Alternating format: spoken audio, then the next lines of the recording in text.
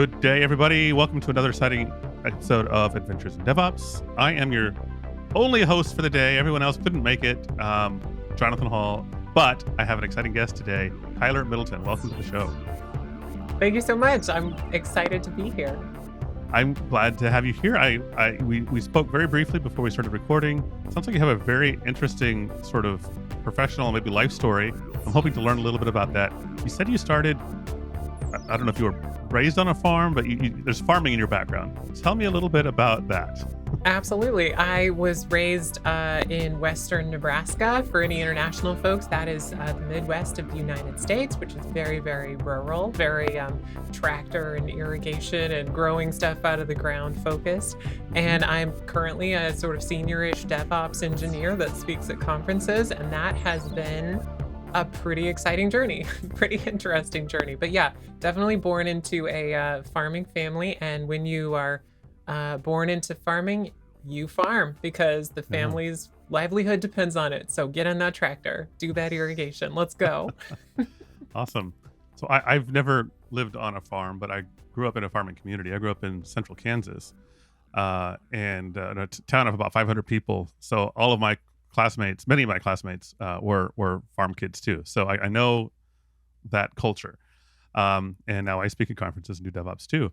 Small towns represent. My graduating class in high school was 21 students in a town of 1,200. I grew up outside a town of 80. So yeah, let's go. I like that our podcast today is small town kids. There were 32 in my class. It's rare that I meet somebody with a smaller class. That's very rare. Absolutely. Tiny little class. So how did you get started? I mean, what sparked your interest in IT and in computers? How did that happen for you? Totally. I have this adorable little story that a lot of farmers have new technology and they sort of have to innovate because it's gotten pretty difficult to make it work as a farmer, particularly in the United States. It's expensive. Mm-hmm. So a lot of them had computers when I was growing up in the early 90s. I'm dating myself a little. And when the computers would break at this time, I don't know if it's still the case, folks from the big city of about 40,000 people would charge by the mile to come out and fix their computer to drive out there. And that was pretty expensive because farmers don't have a lot to go around. And I was a quirky little strange kid, but I would come out and I would try and fix their computer based on no knowledge, mind you. But I would just charge in like brownies and Rice Krispie treats. And that was way more affordable. And I wouldn't, because my mom would drive me in a minivan. So it would be much less expensive for them. Yeah. And eventually I just learned that it's fun. It's fun to play with computers. I don't consider it work. I've never considered it work because I think it's fun to just mess around all day. And there's a lot more air conditioning than in most tractors. So life has improved dramatically here. Nice. Yeah, I did a lot of that too, helping the people around town and out in the country. Computer's broken, Jonathan, you come fix it. And I made a little bit of money. I charged more than brownies. I think I made $20 an hour or something. I don't remember. It probably changed, but I remember it was something. But at the time, it felt like a lot of money. Totally. I think eventually I started charging when I realized people would give me money because it didn't seem like computers have always seemed to just kind of make sense. And I wish I had a better explanation for that, but they're very logical and they always work the same way and people don't. And so computers just kind of feel more at home for me. Mm-hmm. And I got all the way halfway through college. I was going to be a children's librarian because children are adorable. And I have a toddler now. So that has been amazing. Before I realized that this is a career. This is not just a hobby that people appreciate. This is actually they'll give you quite a bit of money to just build computer things. Mm-hmm. And I did my best to sort of change the track of my life away from being a librarian, which is an amazing career path, to an IT tech because there's a lot more money there. And that's sad and shallow and the path that I chose. Yeah, nice. So I don't know what kind of highlights you want to hit on in your story here, but let's jump ahead to now. What are you doing right now? And then we'll go back and fill in some of those gaps. Totally. I work for an EHR company in the United States. And EHR is medical records for doctors and nurses, but also for patients to access their medical histories and doctor's notes and get prescriptions and stuff like that. And I am a senior principal DevOps architect or something like that, but I literally can't remember. It's something long and bureaucratic. So I Mm-hmm. go by the cloud security chick on the internet because it's Okay. easier to remember. It's a little Yes. catchier. But primarily, I'm like a free agent within my company. I go around and I find projects that are stuck. And if you've ever done consulting, projects get stuck because of there's a lack of technical knowledge, or there's a cultural gap, or there's both. Those are the most challenging, where they're kind of threatened by you being there. Mm-hmm. And you get to try and unstick the project. So I'm a professional project unsticker, and I find it very, very fun to sort of unstick stuff and teach people how to do computer things. Cool. And you mentioned that you speak at conferences. What are your favorite or most recent topics that you've spoken about? Totally. Last year I spoke at RSA, which was just an incredible way to get started. Like jump to the top of the stack and it's all downhill from here. Mm-hmm. And just talked about like how do you secure a healthcare environment? Like Mm-hmm. clouds being used for secure workloads are pretty new in the industry for military, for healthcare, for payment card stuff in the cloud. Like clouds are notoriously insecure. So like how do you make sure that it's safe for your data, for Mm-hmm. your you know regulations require us to be secure. So how do you justify putting it in the cloud? So I've spoken on that a ton. There's a lot of things you can do, and there's a lot of ways to do it wrong. So it takes a great Mm-hmm. deal of skill and expertise. And also just teaching primarily folks that are historically disenfranchised, minorities, queer folks. I'm a queer person myself, so I connect with those people being me. Um, Mm-hmm. and I love it. I came out at work a few years ago as a transgender person, and since then, just folks of all sorts of minority groups have reached out to me because I'm very friendly and I'll talk your ear off and been like, "Hey, can you help me? I'm trying to ask for help and no one will answer my questions." The Mm-hmm. stack exchange of the internet is never helpful. The stack exchange of the internet tells you you're wrong to ask that question and go figure it out your damn self. Yeah. Yeah. Cool. Talk to me about some of the problems maybe you're solving. You say you go around and get things unstuck. Is there one in particular that recently maybe that sort of stands out that would be interesting to talk about? Yeah, this is a great segue for I'm speaking at CloudSec Next in a few months, I think. Okay. I hope it's not sooner because I need time to write that conference talk about moving a company of about 1,500 repos and 200 developers from an internal Bitbucket server, Stash is the old name for that, to GitHub and making sure nothing breaks, while you're Mhm. building the plane as you fly it. It took me about 8 months to migrate it over, and I had a totally downtime-free migration, which was absolutely incredible and incredibly complicated. Mhm. Um, and I got it working, which is fun. The conference talk specifically is about I wrote dozens of tools and didn't get fired migrating my company to GitHub. Nice. Absolutely, and tons of fun, tons of challenges. I could probably talk for our entire hour on that if you're interested. But just trying to find big projects that sort of marry culture, processes, technology together. That's what DevOps is after all. Mhm. So just trying to find the heart of DevOps and make it work for us. Mhm. A lot of people I talk to who are security focused tend to sort of I don't want to say this in a negative sense because I don't mean it that way, but that they're less hands on. They're more conceptual. It sounds like you're really hands on though. Is that a fair assessment? Absolutely. And Yeah. no one knows what to do with me. I was told yesterday at work that I have reached the highest level possible by an individual contributor. There's nowhere left to go Yeah. unless I want to be a manager. And I don't. I like to lead. I don't like to manage. I don't care about your dental plan. I want to do technical work. I want to be hands Mhm. on. Right.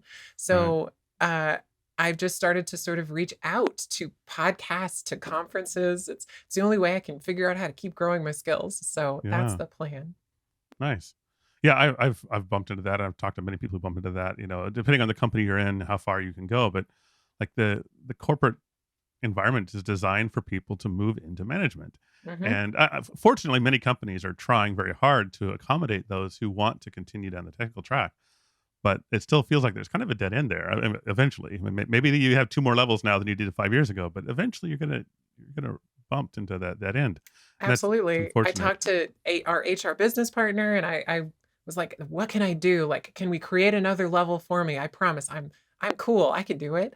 And Mhm. they were like, "Well, focus on your skills." It felt very much like what you would tell an intern when they're trying to get a Mhm. role at your company. It's like, "Go read some books, make sure you do a good job at your," and I'm like, "No, I'm doing that. I promise. I this is a different challenge than what you're conceptualizing here."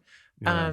But yeah, it's definitely a cultural problem across the industry that there are techie people that understand that they would be a poor manager. I don't want Mhm. to manage. I would do a bad job of it. I want to Mhm. lead. And that's hard. That's hard to find a niche for it because I think Mhm. I have to create it. So I'm going to help create it. I'm going to do Good. it. Awesome. Do you have any advice? I usually save the advice questions till the end, but I just wanted to ask this one now. Do you have any advice for other people who might be bumping into that dead end? What can they do? I mean, you told about what you've done, and they could apply that, I'm sure. But maybe you have some specific advice for people who are feeling this frustration. Yeah, absolutely. I am pretty technical. I'm not junior in the technical sense, but that's not where I stand out at work, and that's not how I get accolades and how I get known in this industry. Primarily, it's because of social skills and talking to people and communicating how stuff works. You can build the most amazing tools in the world, but if the human people around you can't use them and understand how they work, they are not benefiting very many people. Your Mhm. impact on your company, on your industry, on your career is going to be capped. It's going to be limited. So if you're just as technical as you can be in your spot and you know your thing backwards and forwards, it's time to focus on the soft skills and teaching. Make sure the people around you understand it. I like to talk about this metaphor of like, if you are just an expert at this one thing and nobody else knows it, you have built a moat around your castle, and that's amazing. Your company can't fire you ever. That sounds great. But all the new skills, you're not going to get assigned to. All the new industries, all the new developments, nope.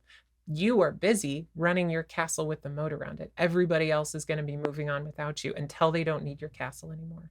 So I don't encourage people, don't build a moat around your stuff. Teach everybody what you know. That's what I've done at Mhm. work. I make myself redundant as often as I can because then I can move on to the new stuff. And your Mhm. managers and your peers will notice that, like, you're a fount of new cool stuff. Hang out with Kyler. She will give you all the cool stuff about modern technology. And just hanging around with her, you're going to learn some stuff. And like, Mhm. that's useful. That's not a technical skill. That's totally a soft skill. And I find it works very, very well. It's really good advice. And I would just add uh, one thing that I can imagine some people think, because I hear this complaint or this fear frequently is if I do that, then I might get fired or I might get me laid off. If I'm not necessary. But there are 1,000 other companies out there who would love to have somebody with those sorts of skills. So yes, Hmm. maybe you'll be laid off because you're not quote essential in some managers' eyes, unfortunately. But other managers would love to have those skills. So it's not. It's still a good long-term career play, in my view. Absolutely. I totally agree. I think the answer to that question is yeah. Yeah, absolutely. Just like you said, you might be laid off because you have made yourself redundant. But you know what you've done is you've automated something useful, and that is always going to be a portable, useful skill. Hmm. Definitely. Cool. Um, so you speak about security. It doesn't sound like you limit yourself to security. You do lots of stuff, but I guess security is a nice hook to sort of hang your identity on and that personal brand. So let's talk about security a little bit. Um, I don't really know where to start because it's such a big topic. So I'll start one place I've started a few times before when I talk about security, and that is literally the question: where do you start? Because I worked a lot with small companies, startups, and they often have the idea that, well, once we're profitable or once we have customers or whatever, then we'll worry about security, and that's really dangerous, of course. But what advice do you give to somebody who's in this mindset of security is a someday thing? Where do you start? Oh my goodness. It's so hard to define and sort of put a box around it because it's like DevOps. It means something different to every single person that you talk to. But I think that's important to remember. I've run into security engineers that they live in their vertical and they've decided that security is the only thing that matters. If it's not secure, we shouldn't do it. And that's needed in some places. If you're in a regulated industry, you have to do that, full stop. Hmm.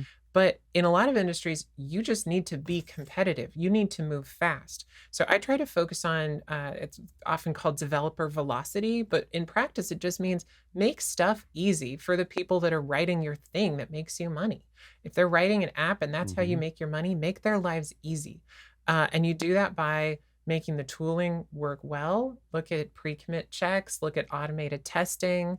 If they take an hour to test their code somehow, can you shard that testing over a couple builders and make it take 10 minutes? Like, if you can make it faster to build the thing that makes you money and easier, um, it'll make their lives better and they'll really like to have you around. And it becomes really easy once you've automated those things to shim in security tooling and scanning tooling. Like once you've automated those testing procedures, you can start to shim in all sorts of security bolt-ons. I know, like on paper, we hear this a lot from a lot of really smart people that like security from the onset, and I love it, but it's often just not possible because you have to be Hmm. competitive, and to be competitive, you have to move fast. And security's hard.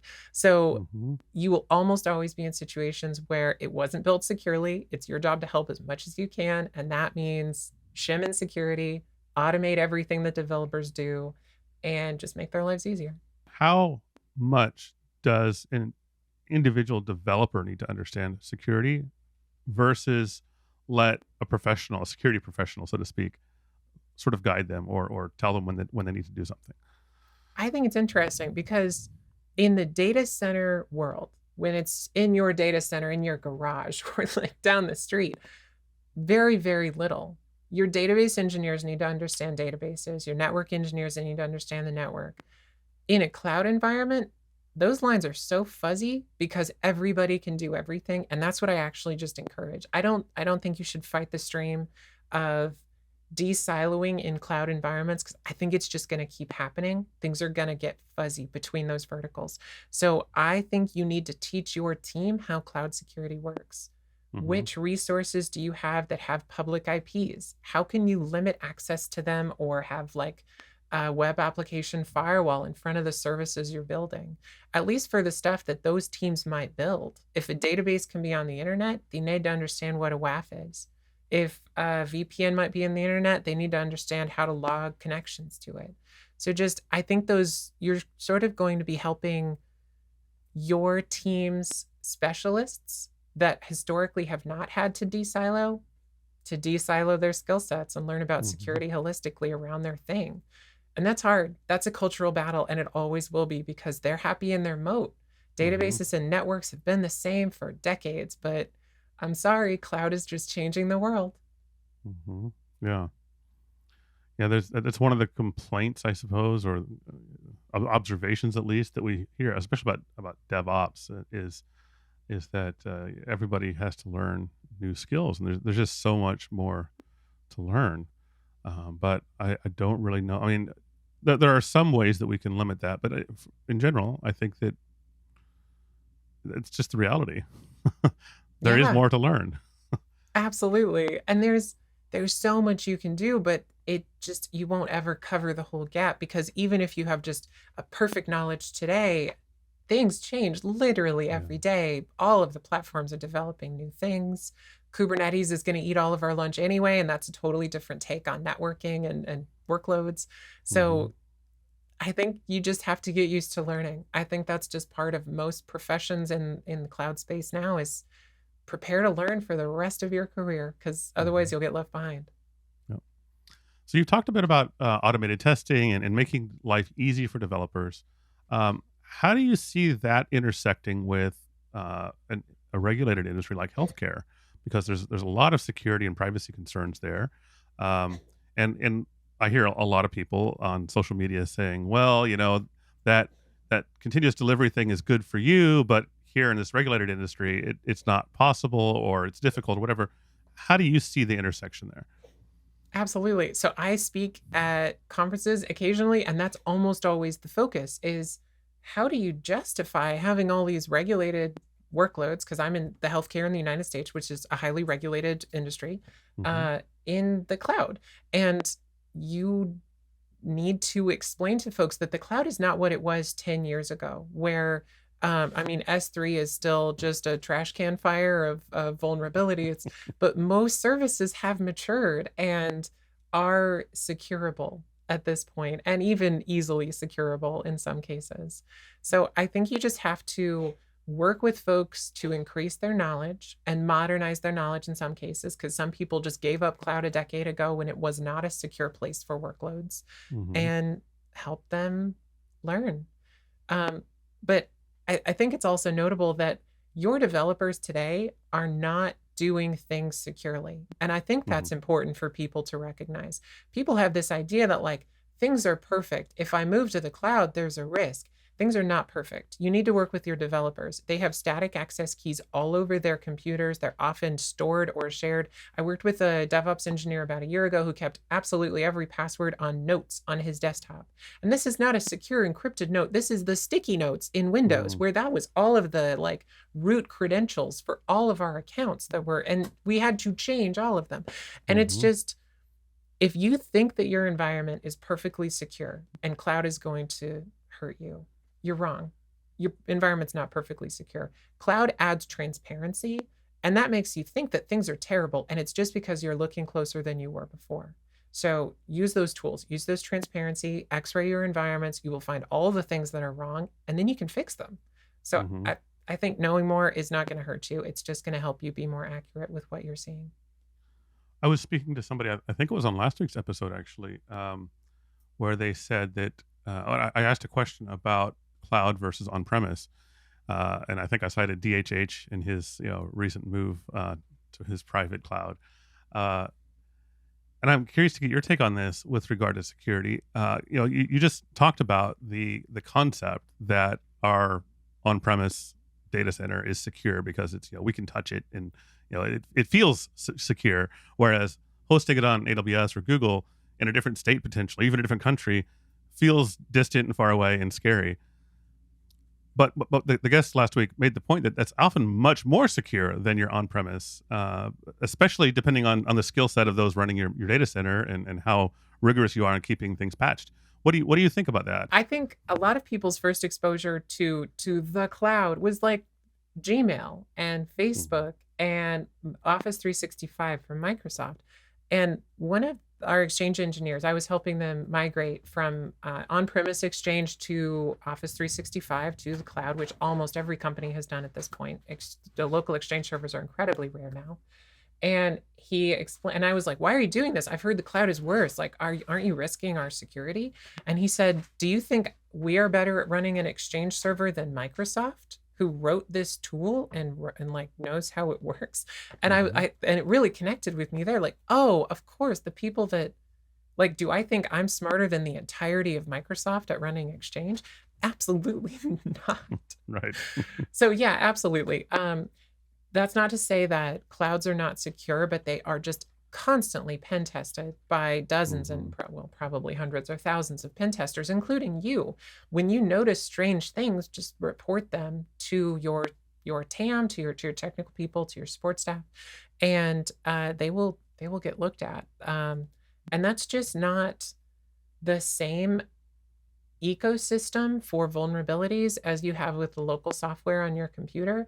Often developers are running old versions of software. Your servers are almost always running old versions of stuff. And that's Mhm. something you need to take a look at in the cloud too. It's entirely possible just to have a virtual machine that's just entirely old and not updated. It's on you to keep it updated, but there are tools that can help you do that. And you should be looking at replacing all of your servers with Docker builds that are regularly rebuilt, because as it gets older, it gets more vulnerable because people learn more about it. What got you interested in security initially? I think it's hard. And Okay. and that's kind of all. I have found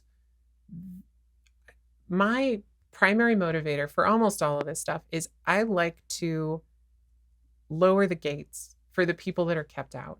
And Hmm. so I was one of those people for a really long time. Like, I reference Stack Exchange because it's just infamously a terrible place to ask a question. You'll almost always get called a name when you ask a question instead of get an answer or an explanation. Reddit's become really similar. It seems like it's Hmm. just the natural consequence of social media is existing for a while. But those skills are transformatively life-changing, just technical skills, security skills, computer skills. But there are fences built around them, and I don't understand why that is. And I can't change culture. I can't change that. But what I can do is create content for people that don't understand security but want to learn it, and that they have been burned before by people telling them that you asking questions and not knowing means you shouldn't be here. You don't belong Mhm. here. And that's awful. And that's something that I fight against everywhere I can. And I've lost track of your question, but that is something that motivates me. Yeah, my question was how you got interested in security, and you said it Totally. was hard. So, I am steering towards things that are hard and where there are boundaries around stuff. Penetration testing, security, both of those things are just incredibly difficult and niche, and there are very few people that are good at it. But primarily, also just for me, finding my own niche of stuff to do, the people that are really good at it are often not very good at talking about it and mhm, teaching it. And it changes rapidly. And it's just a difficult place to keep a pulse on and keep people educated. So I'm just trying as much as I can to find complicated stuff that's hard for people to find approachable, and then make it as approachable as I can. And that's not always possible. I can't keep up with everything either, like just like we mhm, all can't, but I'm doing my best to just keep building stuff and keep releasing it. I write about a blog every 2 to 3 weeks, and I open source all the tools. And often it's like, I figured out a problem. Here's a tool I wrote that'll help you. And I think I have like 100 repos public on my GitHub. So like I'll pitch this later, but just if you solve a problem, share your solution. It mhm, helps people. I learned, I don't have any formal education in tech. I have a web design minor from college, and that's the closest I came. The rest of it's just messing around on the internet and reading people's stories. So if you share your story, you're helping people. That makes mhm. the world better. I wanted to ask what kinds of activities you do because you've been hinting at, and we talked about conference speaking, but you've now mentioned your blog. Um, aside from unsticking people at work, how do you accomplish your mission, or how do you further your mission uh, of making tech security more accessible to people? What are the different ways you do that? Totally. And I find that my real job, my day job, is a really great on-ramp for stuff that I want to share. So at work, I work with people that are in their verticals, and they have a problem that I can't deploy this securely, or how do I test this code and make sure that I can't merge bad code? And I spend a week or 2 weeks or a month solving that problem, writing tooling, updating our automation to do it. And then, you're not alone. If you found a problem and had to solve it, you're not the first person to run into that problem, and you won't be the last. So if you've written a tool that does a cool thing, put it on the internet, write a blog. That's what I do primarily is a lot of my blogs, I call this series Let's Do DevOps, and it's just supposed to be as approachable as possible. All my code is shared. I explain what all of it does and where it fits positionally in like your automation, your testing, your deployment of your code to your environment. And like, and then at the end, it has a link to all the code because you can just go and do it. And the goal is just get people doing this, write your own code, go and play, go and test this stuff out and steal from absolutely everyone. When I work with new people in tech, they think, oh, well, I don't know how to program because I can't remember how to. I can't write a loop in Bash. I can't write a loop in anything. I steal everybody's code, and that's what everybody does. So you're not a Hmm. lesser engineer because you need to look stuff up. That is true of literally everyone you work with. So go steal stuff. Tech is a weird place. Tech is like academia. When you find something novel and very valuable, put it on the internet. Someone will take it. Make sure your work is okay with you sharing what you do. You might want to apologize and ask permission, but do as much as you can. Awesome. Yeah, I love sharing too. I mean, obviously, I'm on this podcast. I blog a lot and have a YouTube channel. I like to share what I learn too. And lately, I've been live streaming, going through tutorials to learn something new, which is a little bit makes me a little bit vulnerable. I feel personally, I feel vulnerable because I'm not in my like smart zone where I've learned this. I'm an expert. I can teach you. I'm learning at the same time, and I make mistakes. And I think I did it yesterday, and I spent 30 or 45 minutes trying to do something. Decided it was the wrong way, and it ended up being a one line of code completely different way than my first approach. I was like, okay, that's how you write one line of code in 45 minutes. I love that, and I think that's important for new folks to remember. Remember, or senior folks, when you were new, remember back where you were surrounded by the smartest people you'd ever met, and you thought, "Do I belong in this room? Do I deserve to talk to these, like, geniuses around me?"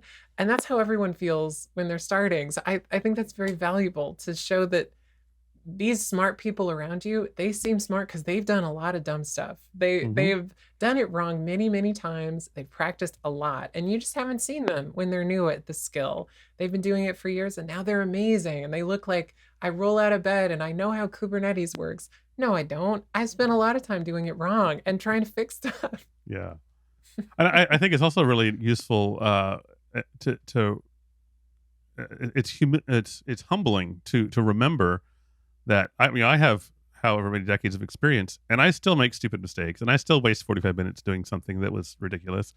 And I personally I forget that unless I'm doing it in front of somebody. So in that sense, it's also useful for me, not even just for the newcomers watching me, but it's useful for me to humble myself and remind myself that I'm not as perfect as maybe my public persona that I try to put forth. Maybe is. So I think it's good for Totally. everybody. I think there's a lot of people that give talks, and me, I've been talking about myself this whole time and how, like, smart I am, but I think it's important to remember that we're not. We're just working hard and we're doing our best, and that's everybody. So, like, you deserve Hmm. to be here. You listener, you deserve Yeah. to be here, and you can do this too, and just keep messing around with computers. That's all we did. Lots of Hmm. messing around, and you'll learn a lot. You won't even realize it. So you briefly mentioned that you don't have a formal tech education. You did some web design stuff in Mhm. university. I'm curious to hear how you educated yourself. Did you use some like I use the public library a lot, but back before the internet was really big. What was your story? How did you educate yourself? How did you get to the point where you are? Totally. I initially built uh, call center for a phone protection company that have those little cases on your phone, and eventually turned that. I grew it from like 12 to 200 people, which means you like rebuild it a couple of times. That's a whole different ball of wax, having 200 agents taking calls versus 10. And then eventually got into networking and just read all the books. And I picked networking intentionally because it doesn't change very fast. Cloud was really scary. I didn't understand it at all. It changes all the time. So I thought that's too scary. I'm going to start with something easier. And the network engineers are mad at me already listening to this story.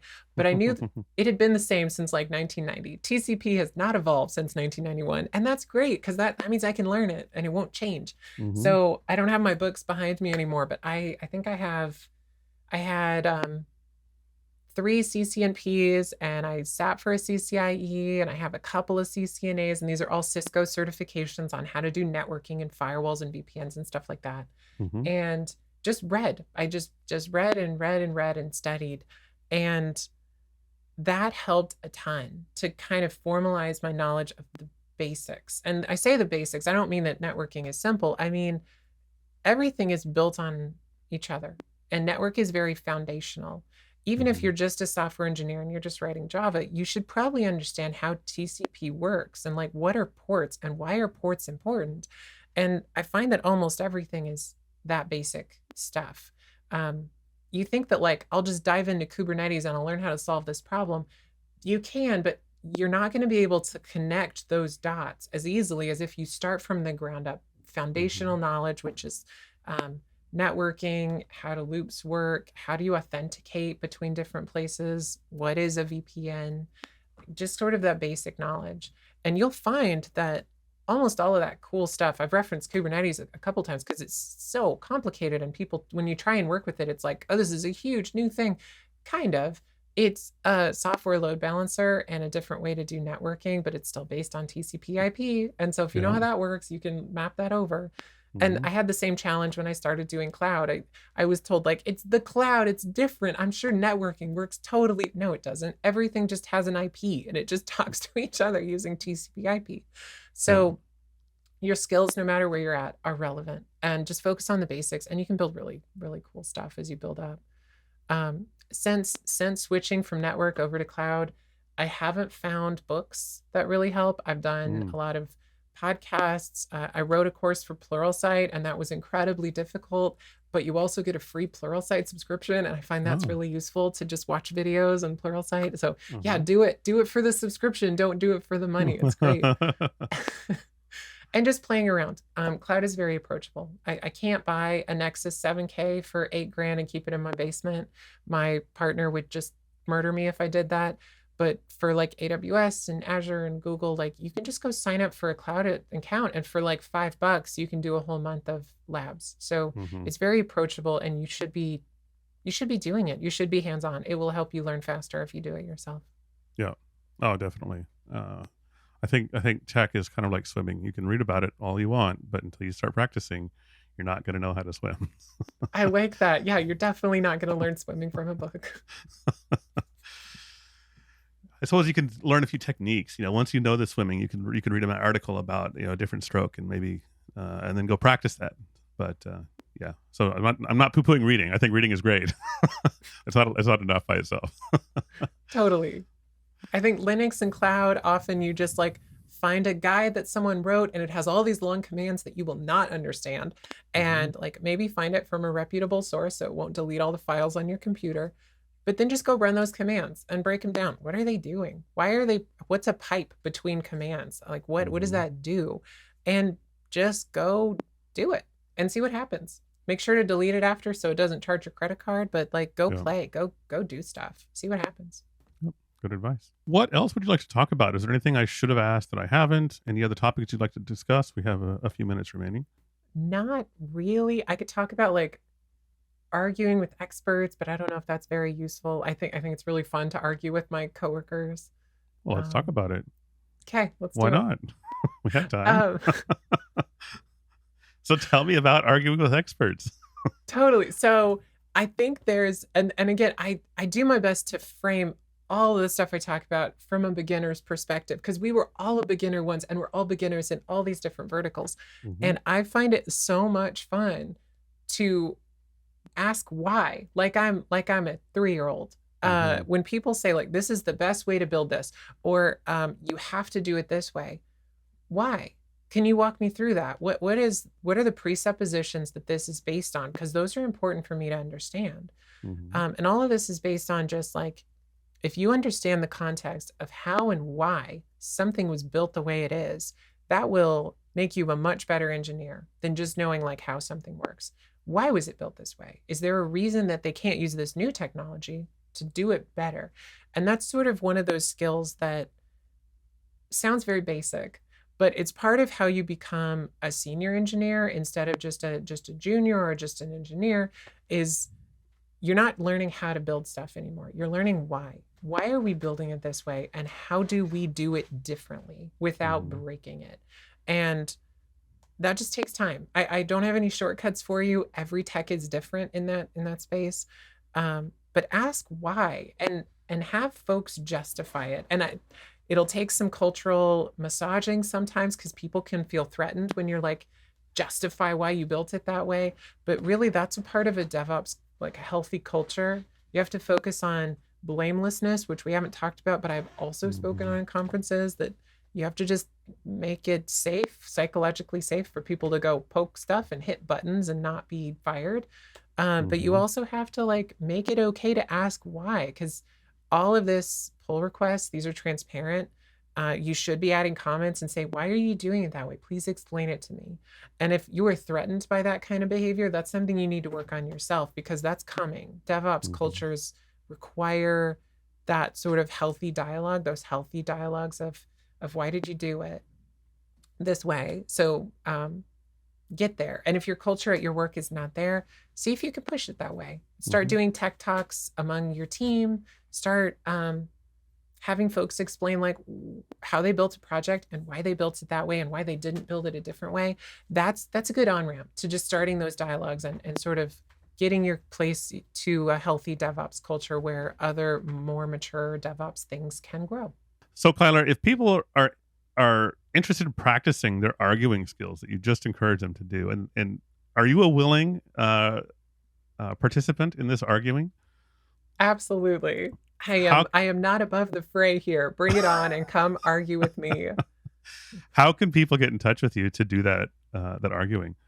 I have an incredibly domained bookmark site called kyler.omg.lol. That is an actual real website you can go to, and it has links Wow. to everything. I'm very active on Medium, and that's a great place to bring you arguing skills because I publish a lot of beginner focused DevOps labs where you can go and actually get the code base, run the tool. I explain how the tool works and why it works the way it does. And you can come ask me why in the comments on those articles. Awesome. Are you on social media too, or is it better just to follow you on that website and on Medium? Medium's my favorite. I was on Okay. Twitter until it was acquired, and then I have jumped ship like a plague Yeah. rat, and now I'm primarily on LinkedIn. My name is unique enough. You can just find me based on my name, Kyler Middleton or Kyler OMG LOL, and it has a link right to it. Great. That's great. I'll be sure to send you a request on LinkedIn too.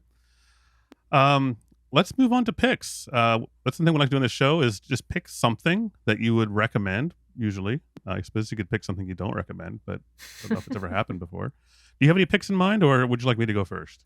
I could totally go first. All I right. have recently discovered what is called a pink drink. I don't think people have video, but it is bright pink, lemonade and oat milk from Starbucks. It's amazing. Interesting. And my toddler would probably pick kitty socks. She's almost 2 and she Oh, won't wear socks unless they have a little picture of a kitty on them. it's hard to go wrong with kitty socks. I'll have to get me some.